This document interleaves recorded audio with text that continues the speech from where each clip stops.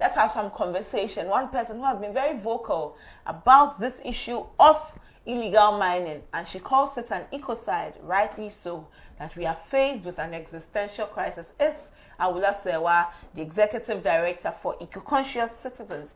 Let's have conversation with her. Hello, Awula. Good morning. Thank you for your time, ma'am.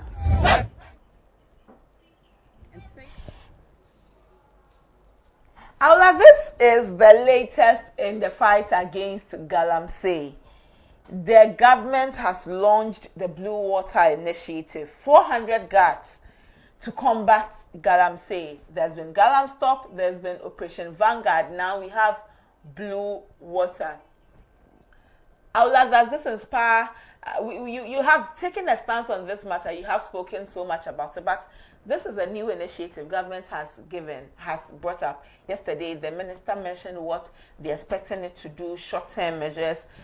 Other stakeholders have also lent their voice to it. How do you receive it? You see, if we understand, if we appreciate the fact that we face an existential threat, liken it to a house burning. Your house is burning. When your house is burning, the first thing you want to do is to put out the fire. After you've put out the fire, there are steps you can take to ensure that the house doesn't catch fire again. You have a situation where the house is burning. We have our forest reserves. I think about so many of them have been taken over by the environmental terrorists. And let's be clear, there's a war going on.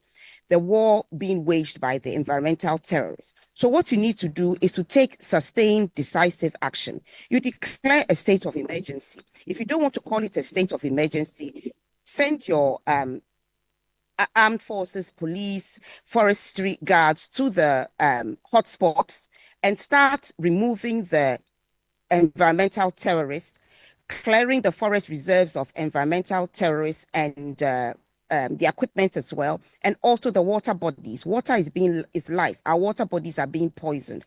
Even in wartime, poisoning the source of water is a war crime. How much more when we supposedly have peace? But I'm saying that there's a war going on. So you see, this whole water guard business, I'm not saying that it's bad. What I'm saying is that it can be seen as job for the boys. What you need to do is focus now on the fire that is raging uncontrollably. Do you realize that potentially one excavator can destroy 1.5 hectares of forest in a day? Potentially. You have your excavators just causing havoc in the forest reserves. Instead of tackling the matter head on, you are rather, launching this initiative, which could come in handy. After you have cleared the environmental terrorists, you need to have systems in place to ensure that they don't come back. So that's when these people can come into play. And then they do the monitoring. You have your drones also. We can see excavators approaching the forest reserves, and then you take prompt action to make sure that they don't enter. But we are dealing with a situation where they are there causing havoc. So what we need to do is immediately tackle this. And that's not what I see taking place. Some say that this is not such a decisive action by government, to the point where people are raising concerns about it being an avenue to create jobs for party members and all.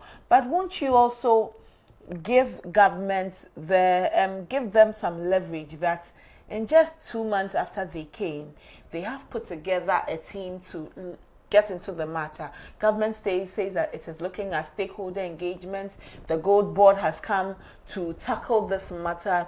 They're looking at other avenues to solve it holistically. Won't you give government some leverage on that angle?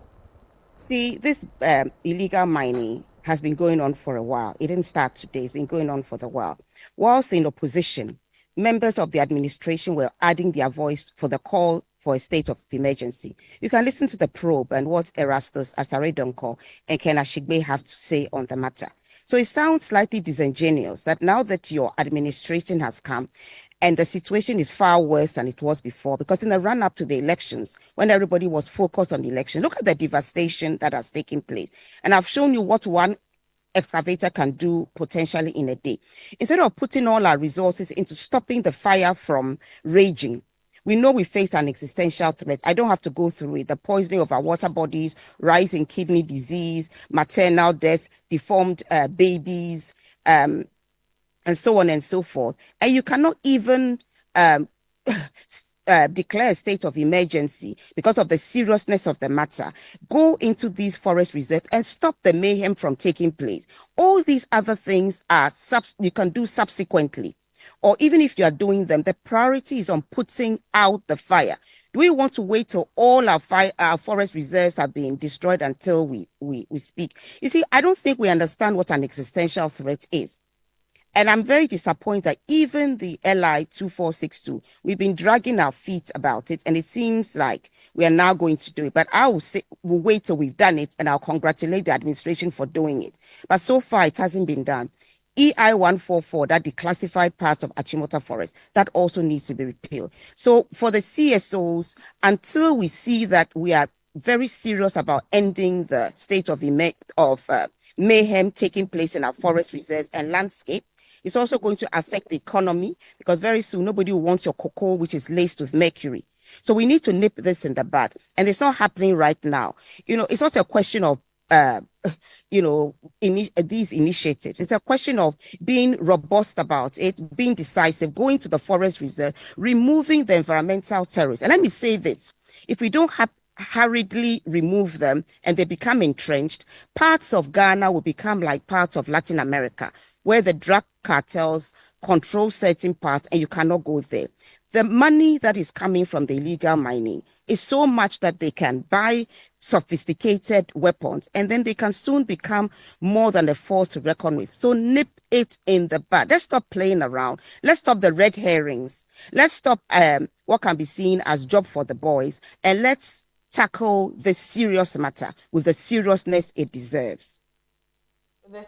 Aula, for you as CSOs fighting this, it's been a long fight. You have been speaking about this for at least a year. Aren't you fatigued? Of course we are fatigued. We started in 2017. The Media Coalition Against Galamsey, if my memory is right, they started in 2016. So it's been a long fight. But the only reason why it's still going on is that there's not the political will to end it. Let's be absolutely clear. The political will isn't there. And as we can see from Pastor Frimpong Boateng's report, highly placed persons were involved or allegedly involved. And even now, we have the Irwin MP who was accused by the Traditional Council of being involved. There's been entry into forest reserves, and some people have said it's now our time to, do the mining. So it's as if it's musical chairs. So long as the political will to tackle this canker isn't there, we're just going to be firefighting, put out a fire today whilst 10 others are raging. The military have said that if they are giving clear terms of reference, there's a state of emergency, and there is no political interference, they can crack down and solve this problem for us. It will not take years. It will just take a couple of weeks or a month.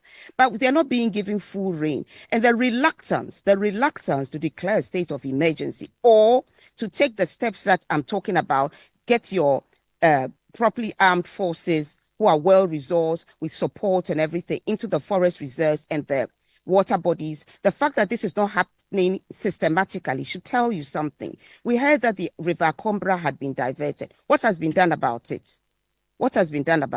So we know where the hotspots are. We know where the environmental terrorists are. What is stopping us from dealing with them? So we have to stop all these red herrings and actually take the bull by the horns and solve this problem before we are all poisoned to death. This issue about galamsey, some say, you say that we need to take a decisive action, this is the roadmap, be as firm about it, political will, do this, do that. And some also say that it is not as straightforward as we see it, that there are more nuances around it than we expect governments to deal with it, and that although it's a matter that is quite scary, our water bodies are being polluted, our land and all, you need to handle it in a better way to be able to address it.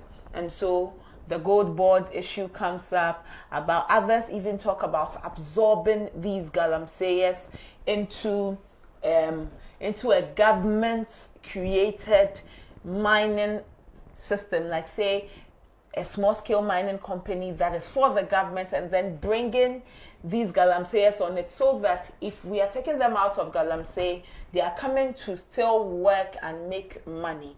And so it looks like for some people, we need to handle the people in this matter delicately. On another hand too, we need to be forceful, really.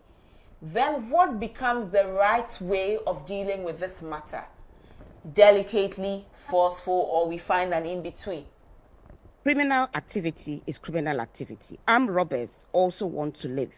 They also want to make an income, so they come and rob. Are we going to deal delicately with them and say that until we find them jobs, let them continue the armed robbery, coming to your house, breaking in, causing havoc, maybe killing, because they also need to make a living? If we really understand what is going on, that we are being poisoned, the water we drink, we don't even know what it contains, because the fact that it's transparent doesn't mean there's no arsenic or mercury in it. They are colorless.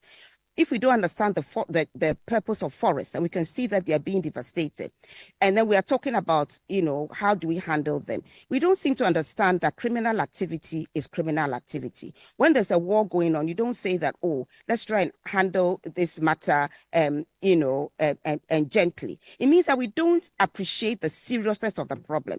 If your house is burning, are you going to say that, oh, maybe the people who are burning your house, they need to do it because they have got nothing else to do? You're going to first put out the fire. So I'm saying that it's very disappointing that those who are currently in administration, when they were in opposition, they were talking about a state of emergency.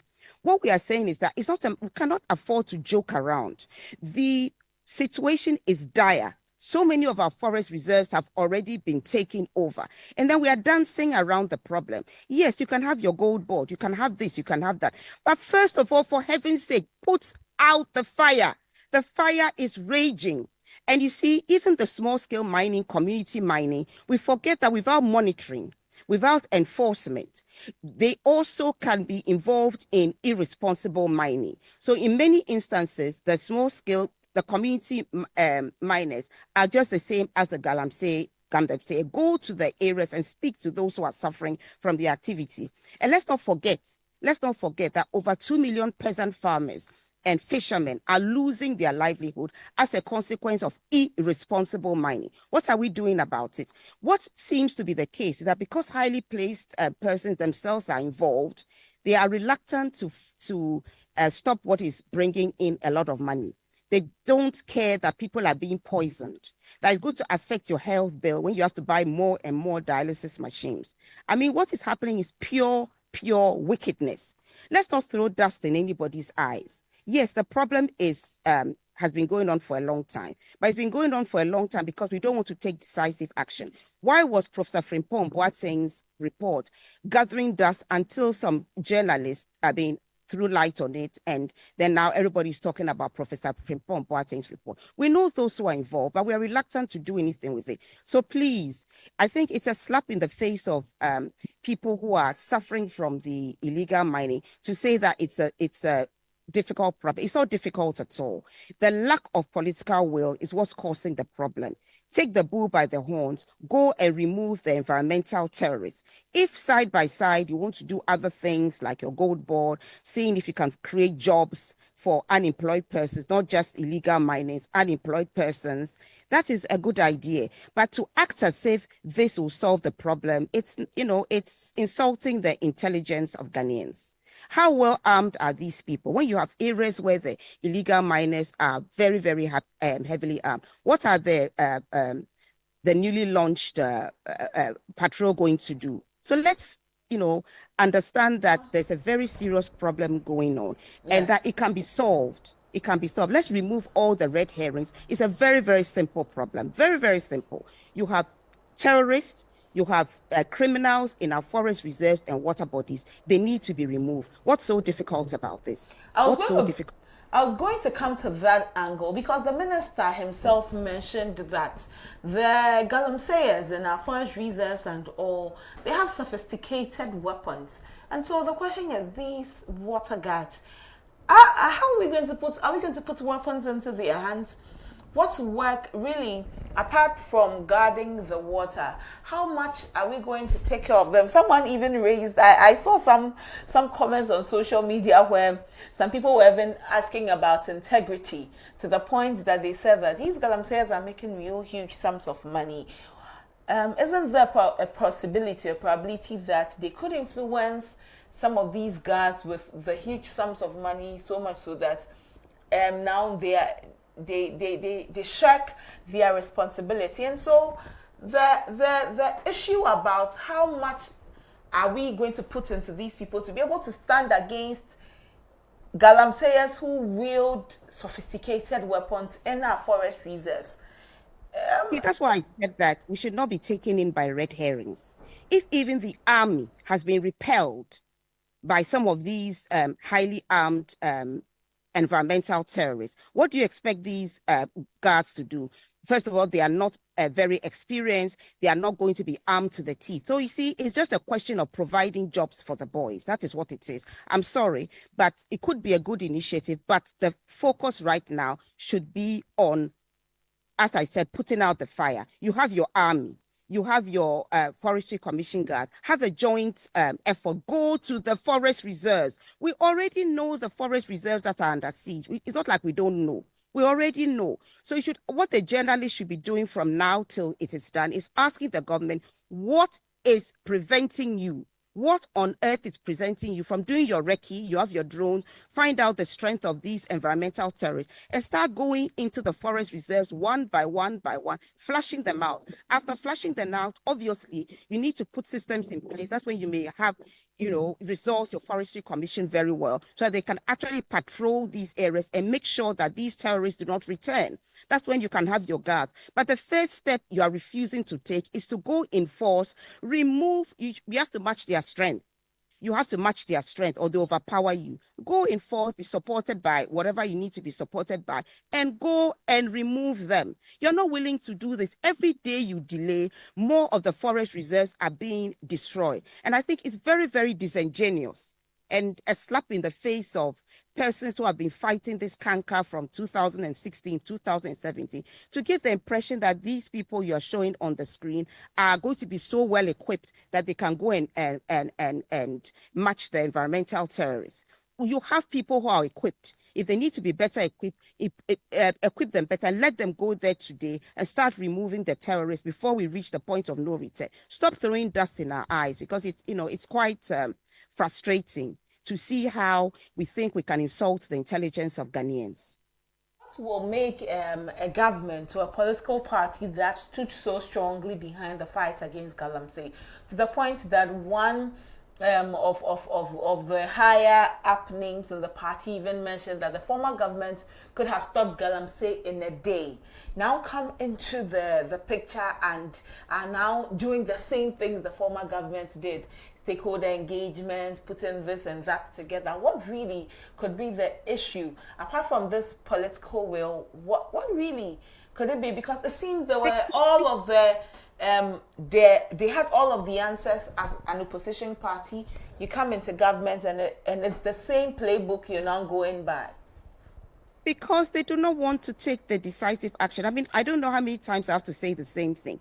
Both sides of the political divide, have been involved in illegal mining. Illegal mining could not have been going on with the strength which has been going on if there wasn't involvement from what people describe as politically exposed persons, very influential persons within both political parties. So let's face the reality.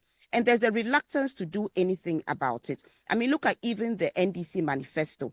Was ending illegal mining on top of the agenda? Of course not. It wasn't. So right now, people are saying it's now our turn to enjoy. It's like musical chairs. This set of people have gone. It's now our form. The current administration has an overwhelming majority. They have an overwhelming majority. In opposition, they said all sorts of things. I remember even the I think Honorable Rashid Pelpo, he actually said he agreed with a lot of the points eco-conscious citizens had said, and they were going to implement them. Now they are in authority. We don't see that being done. So if the government is serious about ending illegal mining, it can be done within a very, very short time. You didn't have to take a year. Equip your armed forces, equip them, allow them with a joint force to go in and do the needful. You see, all this stakeholder engagement, launch of river guards training program, it can be seen to be a diversion. The river guards are a good idea. They can be patrolling, but what we need to do right now, first things first, is to put out the fire. Put out the fire. We know about Forestry Commission guards who have been beaten up.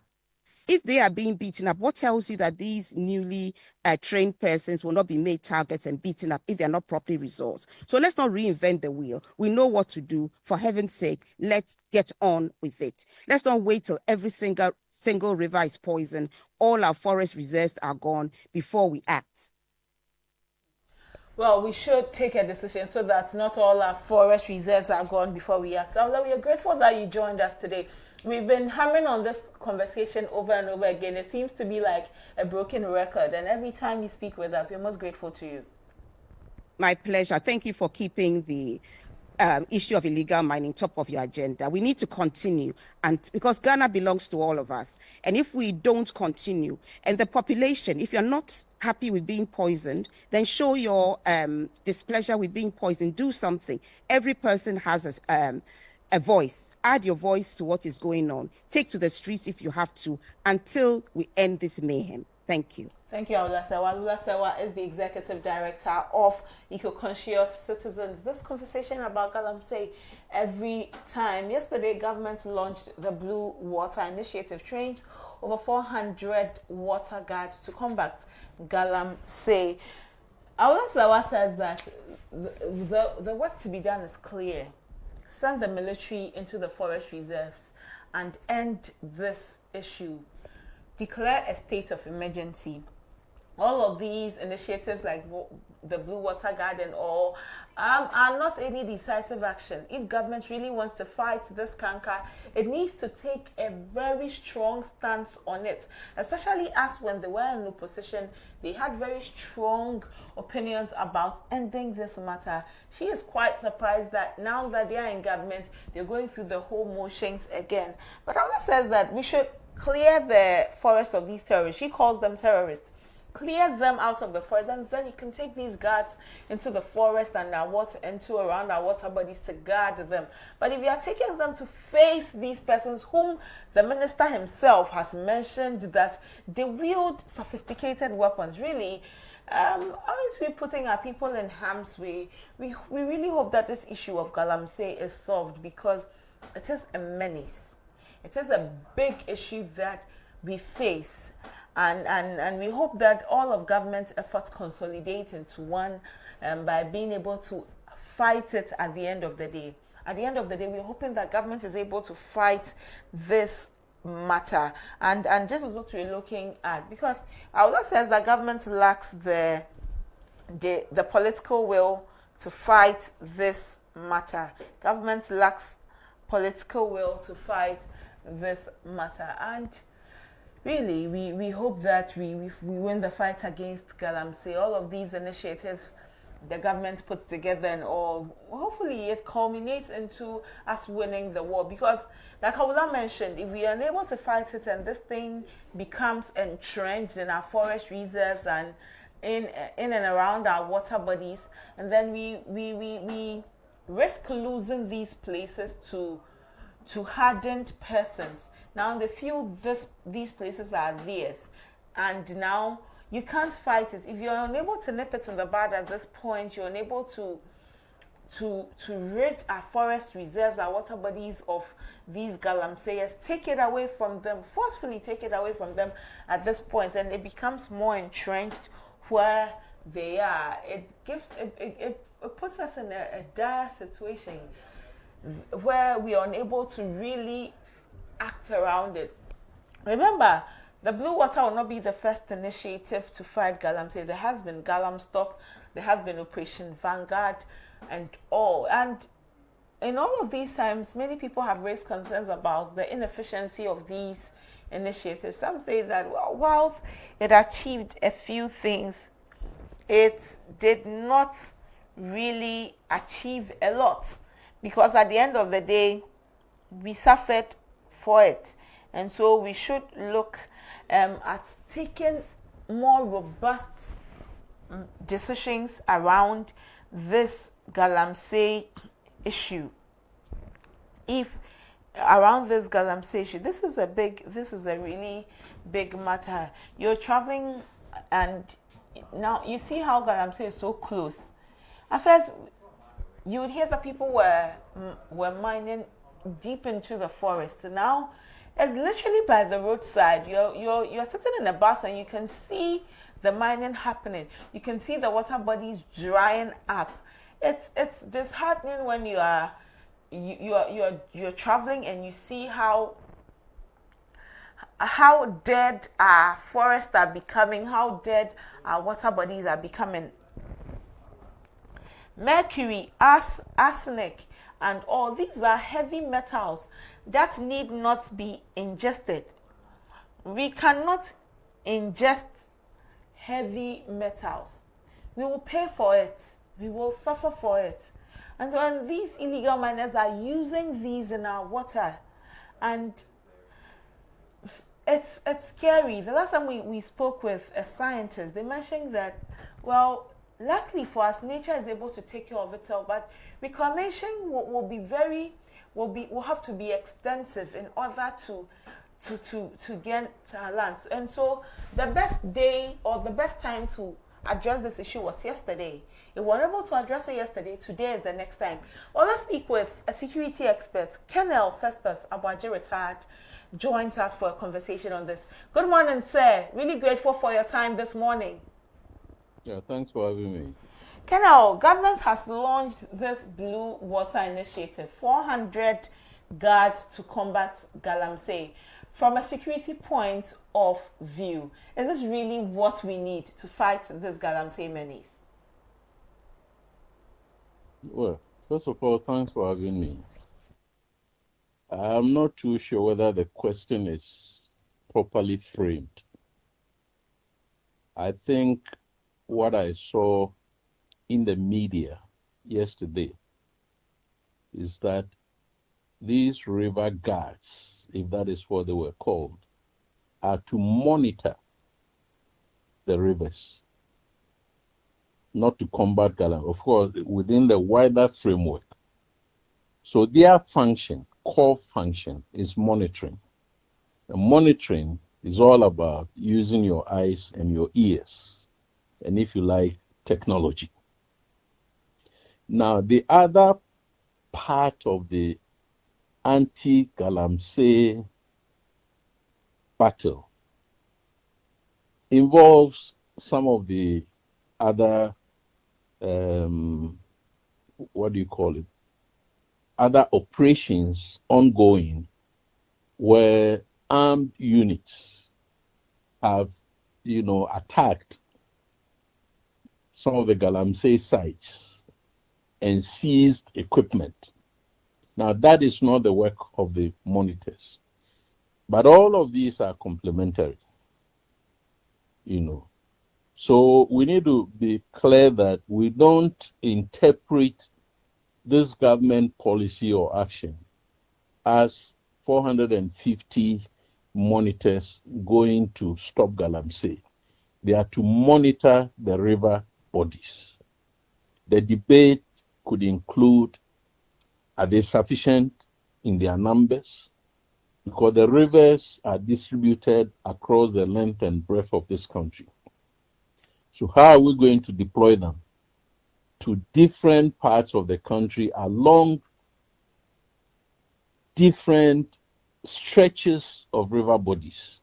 So if you want to monitor the Tano, for instance, Tano is a long stretch, or Densu is a long stretch. Are you going to position yourself in the Achim area, for instance, in Yinem? And if you are the Yinem, How are you able to observe what activities are going on the southern stretch of the Densu, around Weja and that kind of stuff? So these are details that the government has not come out yet. I would have wished that the government elaborated a more comprehensive framework, of how it is going to tackle the galamsey. So some of us have suggested that the heavy equipment coming in are part of the challenge that we have. And the heavy equipment come through our ports. So clearing those equipment must start from the harbors. They don't enter the country before we allow them to find their way into our forest. That's one. Some of the functions are about environmental protection. And we have the EPA. So the EPA has a role to play. The Minerals Commission has a role to play. The police, who must do arrest. Constitutionally, is the police that can arrest and detain and interrogate and prosecute. So we need the police. You mentioned that some of them are armed.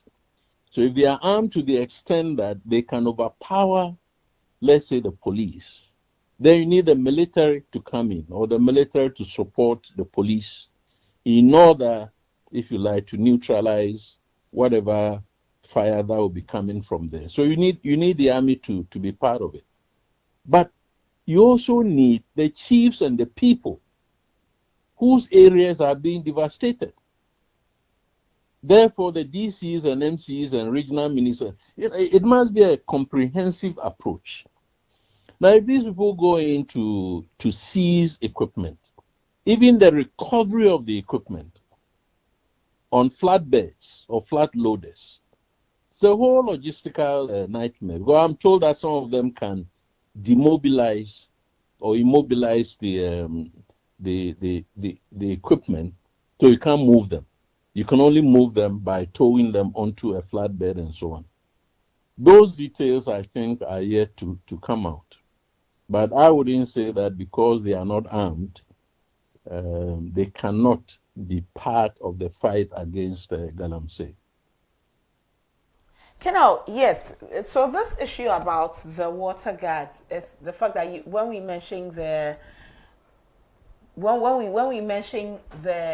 tracking of it to making sure that they are looking around, you have said that how are we positioning them along these river bodies, seeing how much they stretch. Government has mentioned that the over 400 is not just the number. This is the initial number. There will be more.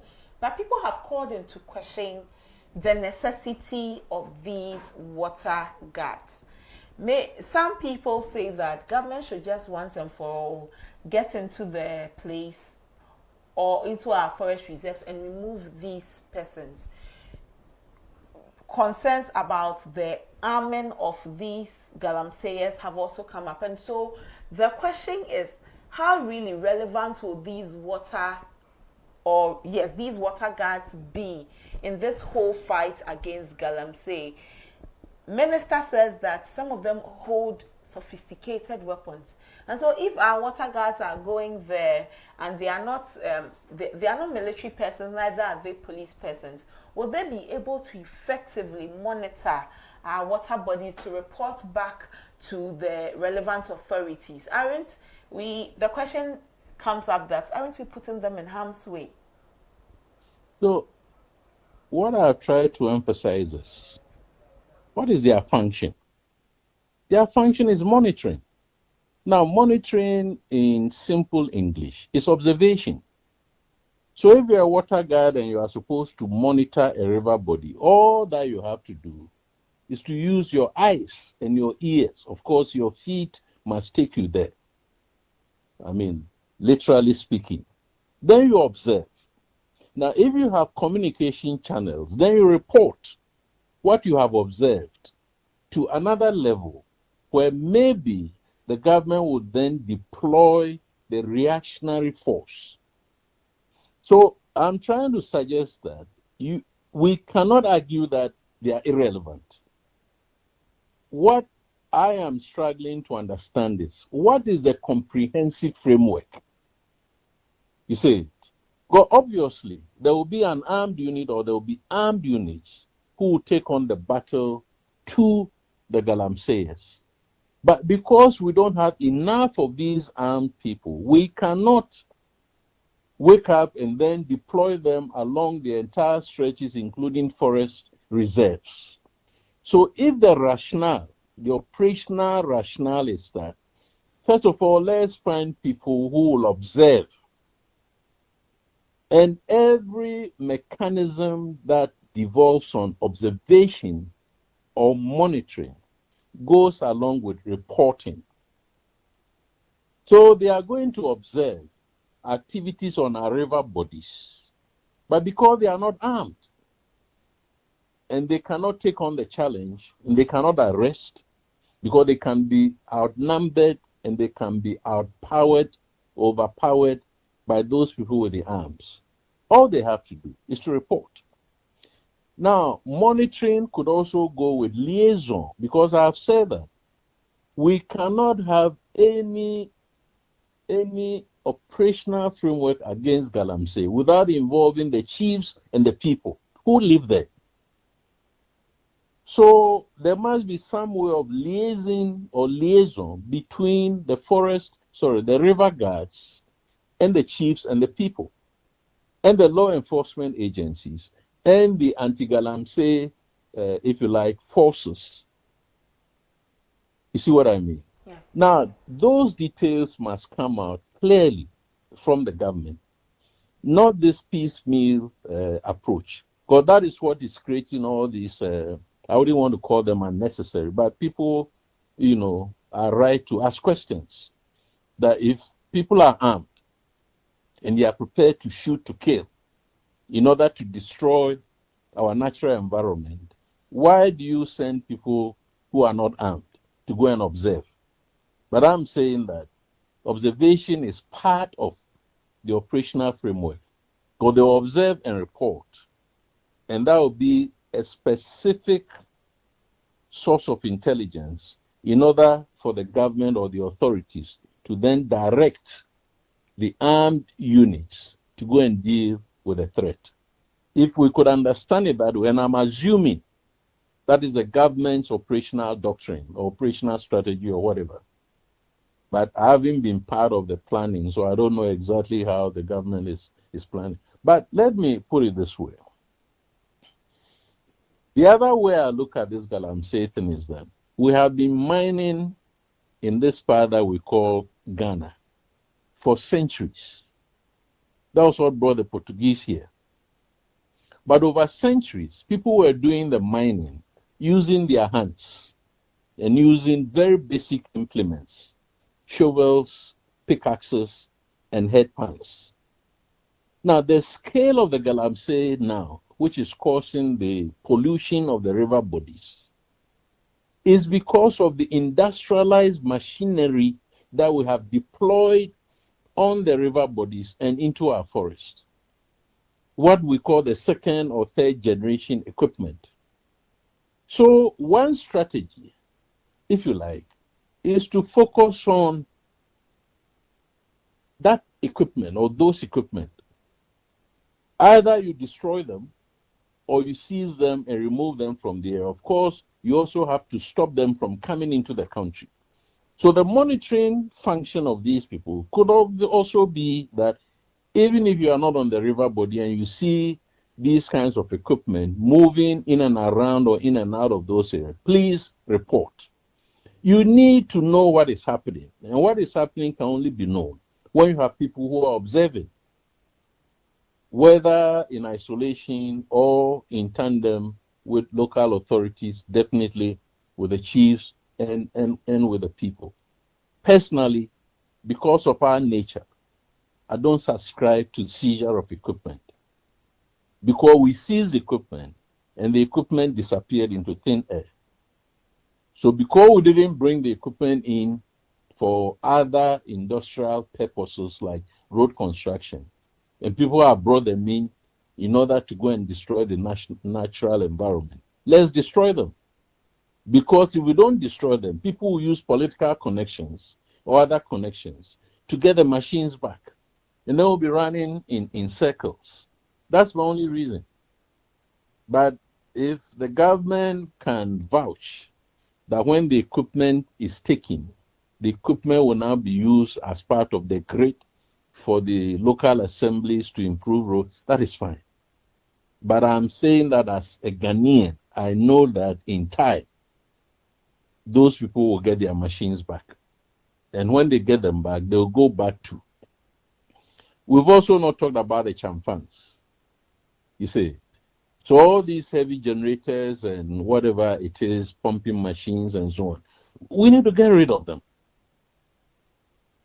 So maybe that is the monitoring function of these river guards, to be moving up and down, the banks of rivers in order to detect some of these activities and report. Okay, so now we get that angle too of it, but what more can government do in terms of security to combat this issue fully? Colonel, you've mentioned having engagement with the chiefs, the people, because we cannot fight galamsey without the chiefs and the people. But we have also established that these galamseyers are armed people, and we've also established that they are really ridding our land of what we need. How much more can government do in the terms of there is security? a lot. There is a lot that the government, and when I say the government, I mean the government of Ghana, can do, which we have not done, or we have done half-heartedly.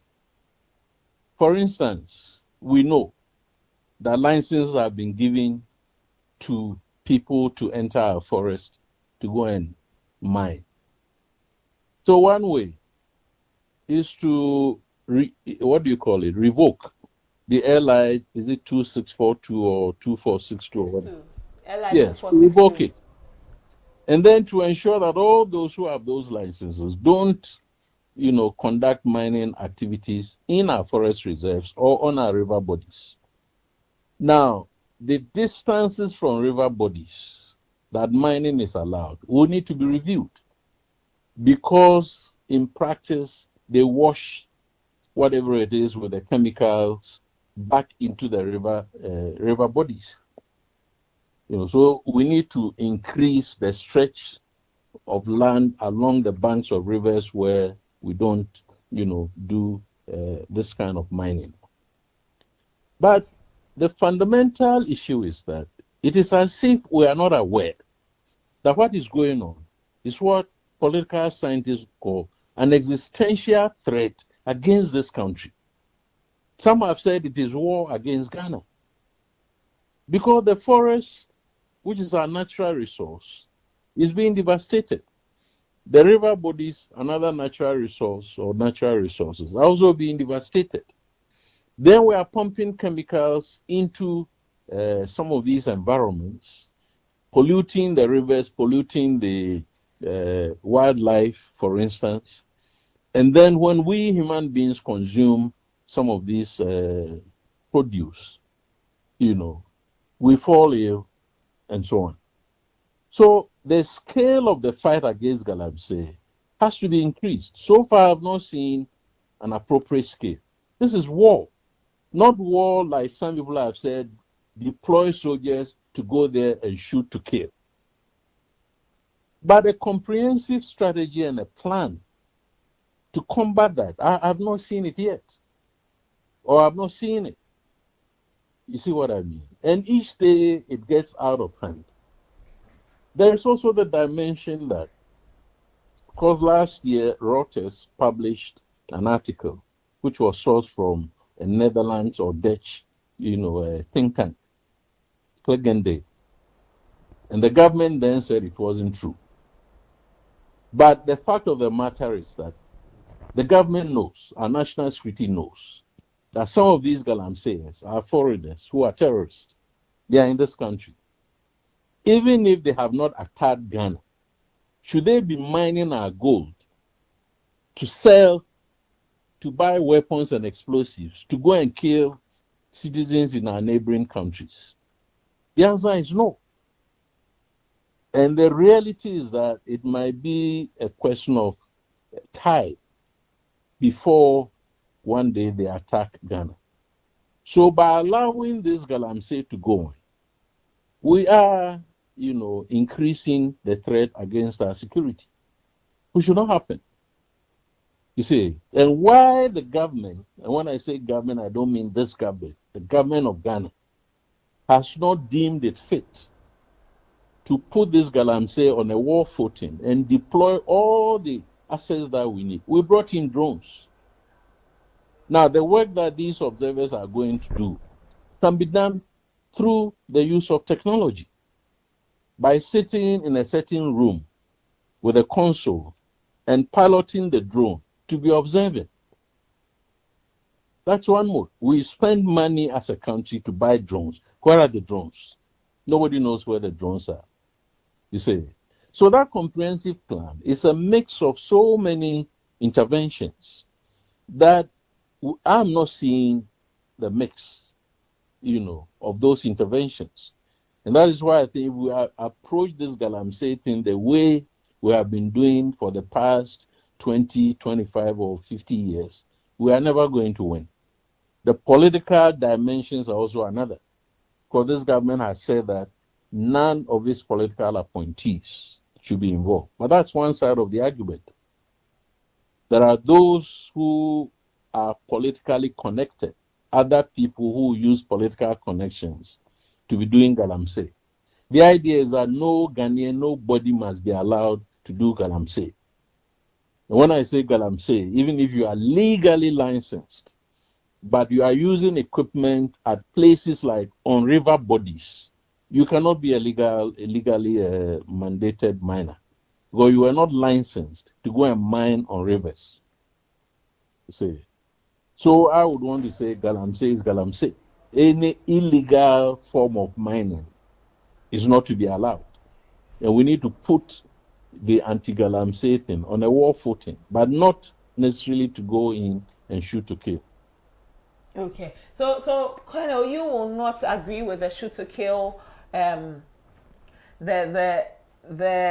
idea that if it comes to us shooting to kill the galamseyers, we should take it. Some say that will be the best option for Ghana. It is never the best. All right.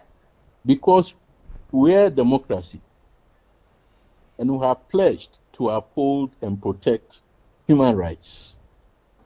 So the fact that somebody is mining on your river bodies in your forest and so on doesn't mean that your first resort is to use force to kill them. So there are police methods and there are military tactics that would allow some of these anti-galamsey, units to move in, announce their presence, or if you are even surprise them. And the fundamental law or principle is that everybody has a right of or to self-defense. So as they move in, if they receive fire, they are entitled to return fire. Mm-hmm. But they are not going to go, as we do in proper military operations against enemies, to cordon off or encircle the area and then open fire into the area.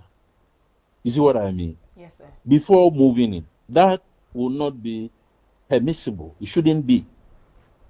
Because we are in a democracy and nobody has declared war on us, although figuratively the activity is a war against Ghana. So that shoot to kill policy is misinformed. The soldiers and the police know the methods and the drills that they can use in order to neutralize, the galamsey operatives. Okay. Kenna, we're almost grateful for your time.